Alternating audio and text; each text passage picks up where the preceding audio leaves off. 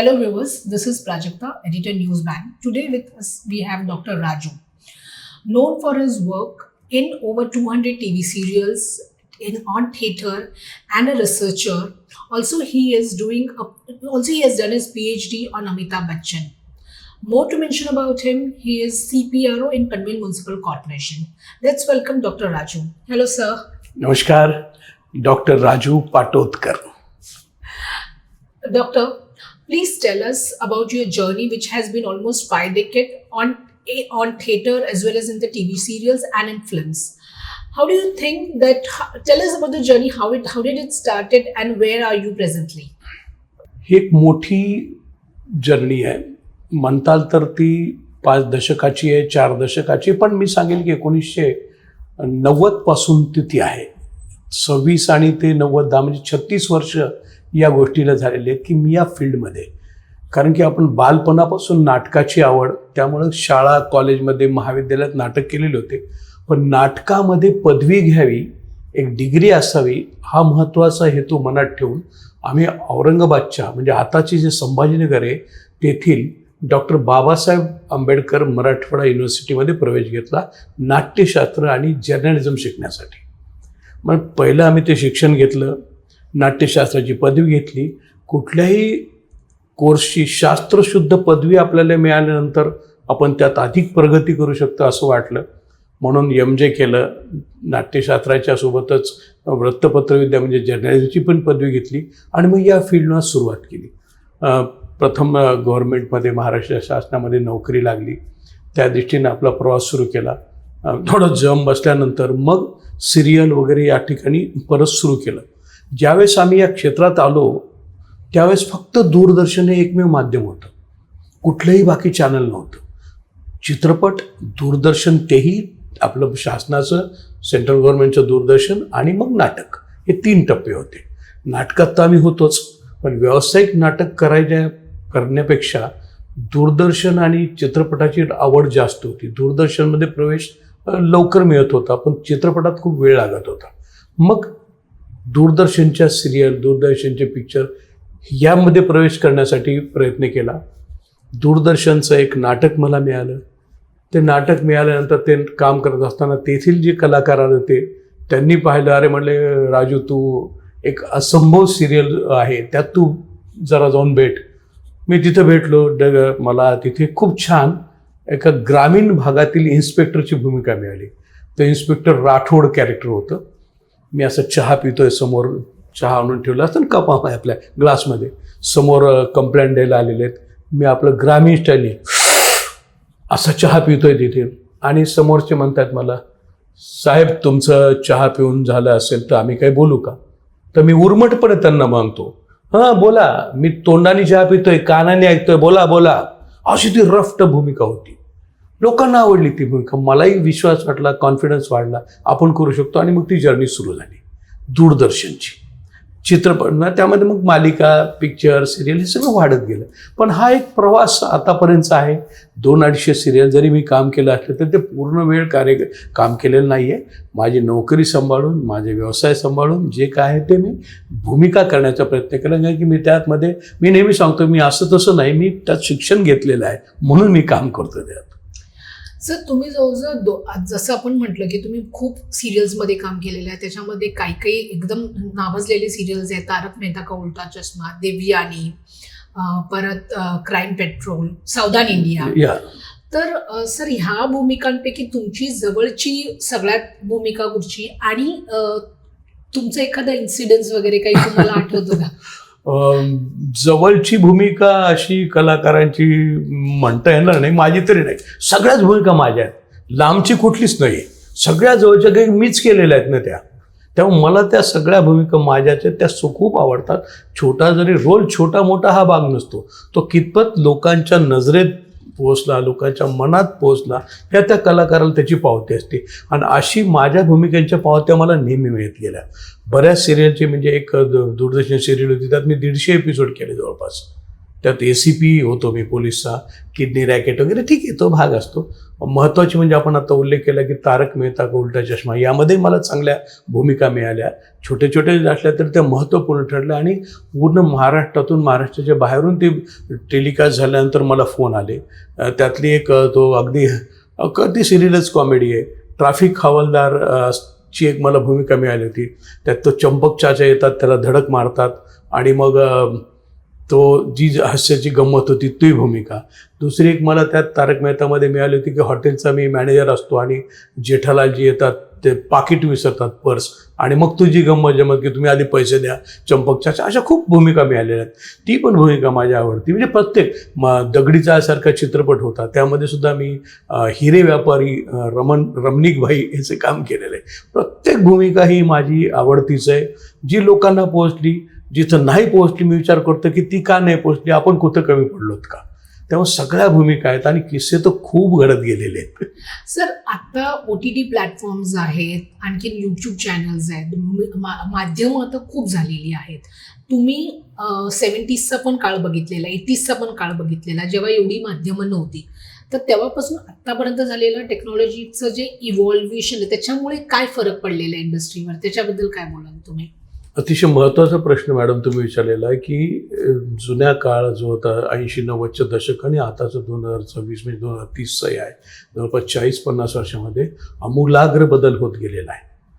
खूप संधी, ऑपॉर्च्युनिटी प्राप्त झालेल्या आहेत. कलाकारांना आधी फक्त ठराविक माध्यमच होती, त्यामुळं कलाकारांची संख्या जास्त, मग त्या माध्यमाविषयीची साशंकता की आपल्याला तिथं प्रवेश मिळेल का नाही, त्यातून आपलं घरदार चालेल का नाही, आपलं भागेल करिअर होईल का नाही, आता ती चिंता राहिलेली नाही.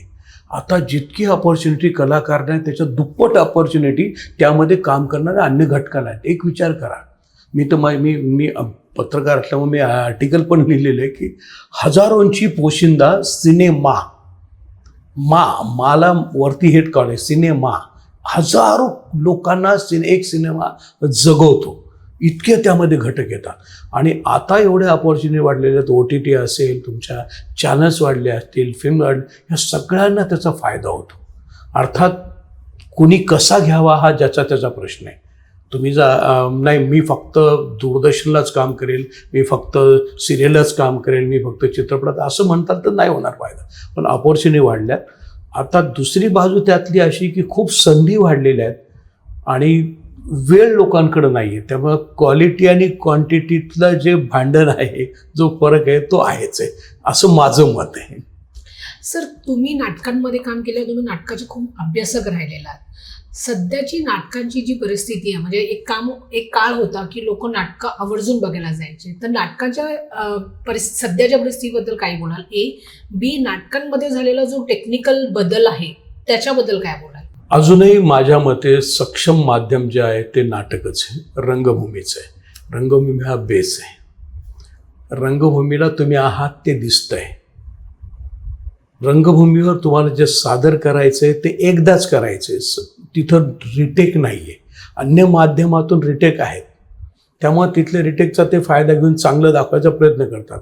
पण रंगभूमीवर जातात ना, चेहरा रंग फाटल्यानंतर समोर प्रेक्षक असतात, मायबाप प्रेक्षक असतात, त्यांना तुम्ही जे केलं तेच त्यांना दिसतं आणि हजारो डोळे तुमच्याकडे बघत असतात.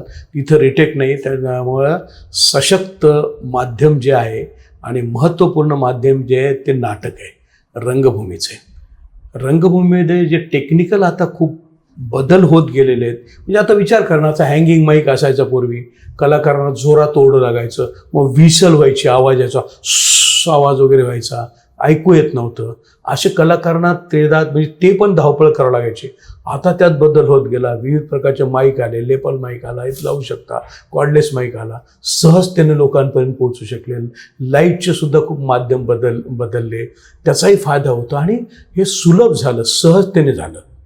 फार आधी मोठे असे टीमर्स वगैरे घेऊन जायची गरज नाही, छोट्या टीमर्सने तुमचं काम बघू शकलं. हे सर्वांचा फायदा, जसं टेक्निक वाढलं त्याचा फायदाही झाला. तोटा म्हणताल तर तसा फार तोटा मला जाणवला नाही. हे जाणवत नाही की लोकांना शेवटी काय आहे की तुम्ही जे कुठल्याही माध्यमातून दाखवा, रंगभूमी मार्फत दाखवा, टी व्ही माध्यमातून दाखवा, चित्रपटातून दाखवा, हे सगळ्यांचा प्रेक्षक हा मायबाप समोर बसलेला प्रेक्षक आहे. त्याला जोपर्यंत भावतं, त्याला जे माध्यम भावतं ते तुम्ही दाखवायचा प्रयत्न करा, जे चांगलं सुलभतेनं. पण रंगभूमी हे रंगभूमीच आहे कधी पण. सर, तुम्ही येणारी जी जनरेशन आहे, यंग जनरेशन आहे, त्यांना तुमचं ॲडवाईस काय राहील? परत तोच आहे की जे काय काम करतात ते प्रामाणिक करा. कारण की बदनाम हे क्षेत्र विनाकारण होतं आहे तसं ते नाही आहे. पूर्वीपासून क्षेत्र आहे, त्याला आणखीन बदनाम होईल असं कुठलंही कारण काम करू नका. जे काही करता इमानीतबारी करा. मी आत्ता सांगितलं की तुम्हाला कितपत गरज आहे. अहो, तुम्ही जर एखादी भूमिका नाकारली तर तुमच्या मागे 1000 लोक आहेत ती भूमिका स्वीकारायला. हे लक्षात ठेवा.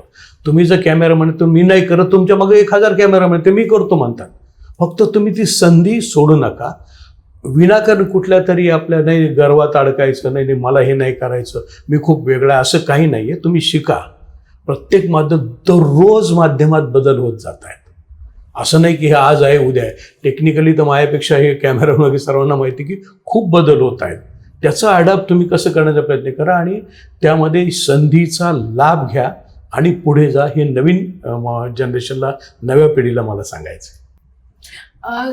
सर, डॉक्टर, तुम्ही जवळजवळ 200 टीव्ही सिरियल्समध्ये काम केलेलं आहे.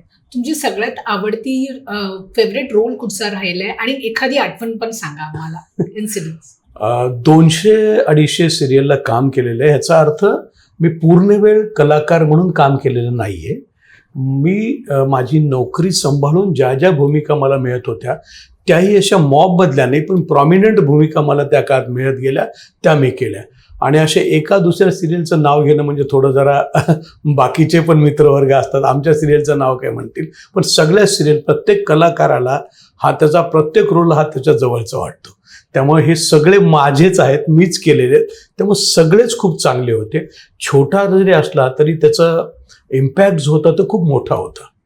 अशा अनेक भूमिका आहेत माझ्या. पण तुम्ही एखादी भूमिका म्हणताल तर थोडा एक गमतीचा किस्सा आहे. एक खूप फेमस सिरियल गेले 17-18 वर्षापासून आपण ती पाहतो, तारक मेहता का उल्टा चष्मा. त्यामध्ये पण मला 4-5 वेगवेगळ्या भूमिका करण्याची संधी मिळाली. एक एपिसोड होता त्यातला, मी त्यात ट्रॅफिक हवालदार होतो आणि चंपक चाचा स्कूटरवरून मला धडक मारतात ट्रॅफिक सिग्नलवर. आणि मग ती गमती जमती ज्या होतात, त्यांना भिडेंना कुठे जायचं असतं, त्यांच्या बायकोचा वाढदिवस असतो, सालगिरा असते त्यांची लग्नाची, आणि मी म्हणतो अरे हो मी पण विसरलो, माझ्याही लग्नाची सालगिरा आहे, सॉरी मी इथं अडकलो, तर माझ्या बायकोला सॉरी म्हणावं लागेल. असे गमती होत्या त्यात. मी तो रोल वगैरे केला आणि काहीतरी 1-1.5 तासात आमचं शूटिंग आटपलं आणि मला म्हणले ठीक आहे, गुड बाय.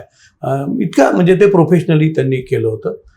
ते करत असताना तिथे काम करणारी एक महिला होती, गमतीचा किस्सा आहे.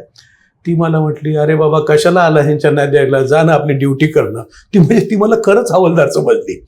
तो असा एक छोटासा किस्सा होता. असे बरेच त्या वेळेस किस्से घडत जातात. अगदी आणखीन सांगायचं म्हणजे एक सिरियल मी करत होतो, महिमा शनी देवका. त्यामध्ये मी निगेटिव्ह कॅरेक्टर करत होतो. देवदासींवरचे तो एपिसोड होता. मी सरपंच आणि गावचा मुखिया, आम्ही 3 जण देवदासी, एक नवीन मुलीला देवदासी करायचं असतं, त्याची सर्व प्रक्रिया.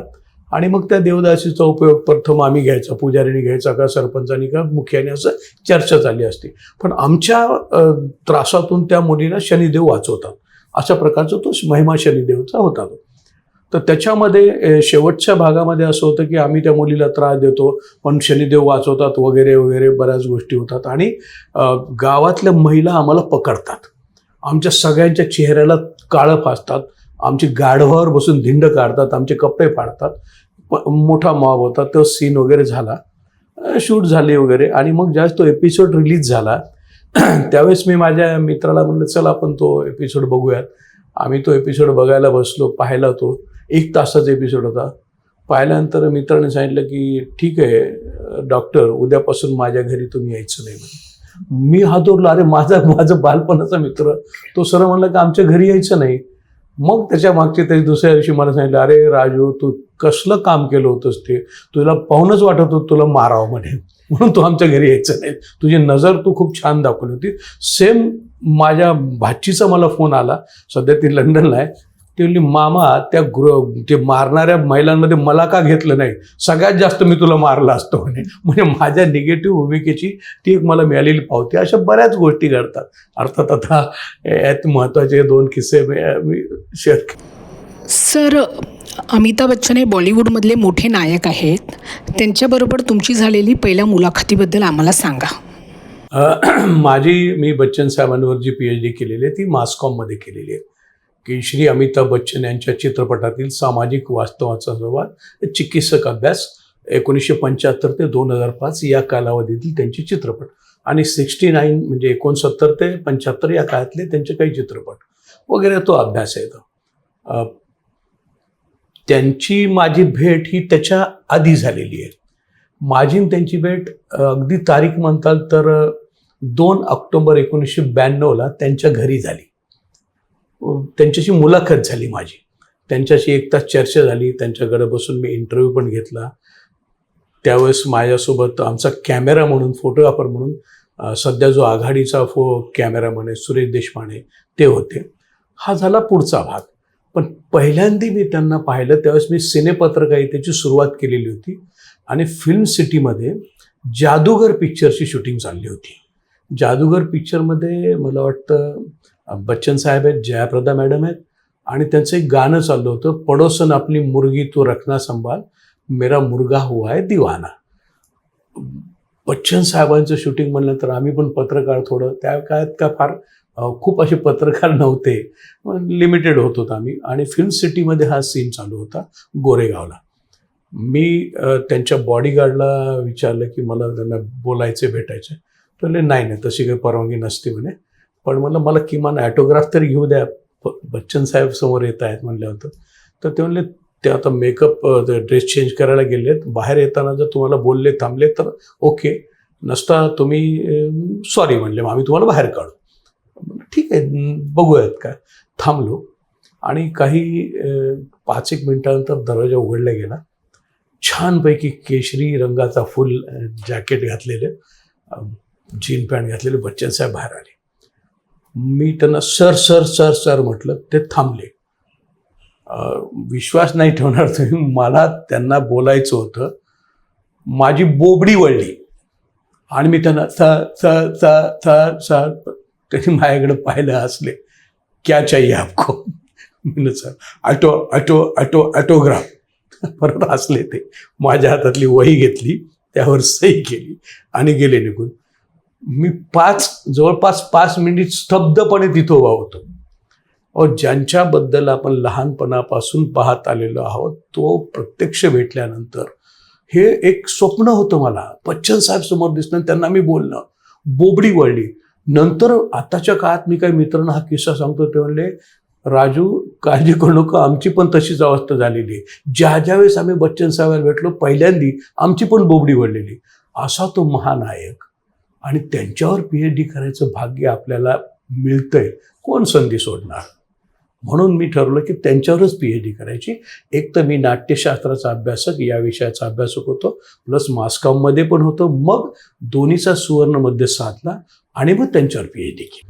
So here we have heard Dr. Raju giving us details about how the media industry, including theatre, TV and films, have evolved over a period of time. Thank you, Raju sir. Thanks for coming to Newsband. Thank you.